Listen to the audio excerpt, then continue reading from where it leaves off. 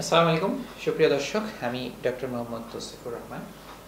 আজকে আমি আপনাদের সামনে যে ক্যান্সার সম্পর্কিত যে ভুল ধারণাটি অবনোদন করতে চাই সেটি হলো যে সমাজে একটি বহুল প্রচলিত একটি কথা রয়েছে যে ক্যান্সার খুবই অনেক ব্যথা এবং অনেক যন্ত্রণা এবং অনেক কষ্ট দেয় একজন রোগীকে। তো আসলেই কি তাই? একজন ক্যান্সার রোগী কি অনেক ব্যথা, যন্ত্রণা, কষ্টে অনেক বেশি কাতর থাকেন? উত্তর হচ্ছে না। একজন ক্যান্সার রোগী প্রথমত তার টিউমার, যে টিউমারটি হয় সেই টিউমারটি বেশিরভাগ ক্ষেত্রেই কোনো রকম ব্যথা বেদনা কিছু থাকে না, এবং ব্যথা না থাকার কারণে একজন রোগী এটাকে প্রথম অবস্থায় গুরুত্ব দেন না, এবং যখন এই রোগটা অগ্রবর্তী অবস্থায় চলে আসে এবং অন্যান্য সমস্যাগুলো তৈরি করে, তখন তিনি হয়তো একজন ডাক্তারের কাছে যান এবং তারপরে তার রোগটি শনাক্ত হয় যে তার এটা ক্যান্সার কিনা।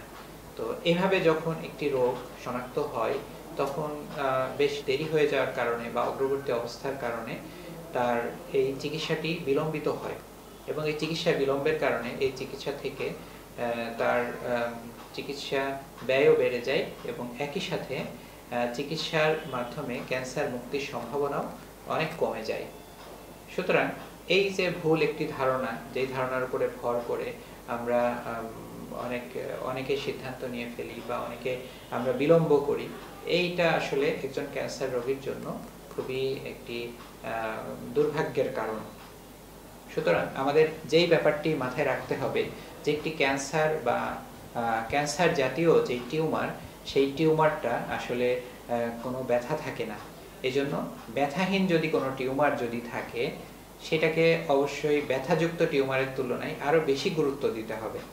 যদি তার যদি ক্যান্সার না হয়, ক্যান্সার নাও হতে পারে, কিন্তু ক্যান্সার যদি হয়েই যায় তাহলে সেটা ত্বরিত ব্যবস্থা নেওয়ার জন্য একজন ব্যথাহীন টিউমারকে আরও বেশি গুরুত্ব দিতে হবে একটা ব্যথাযুক্ত টিউমারের তুলনায়।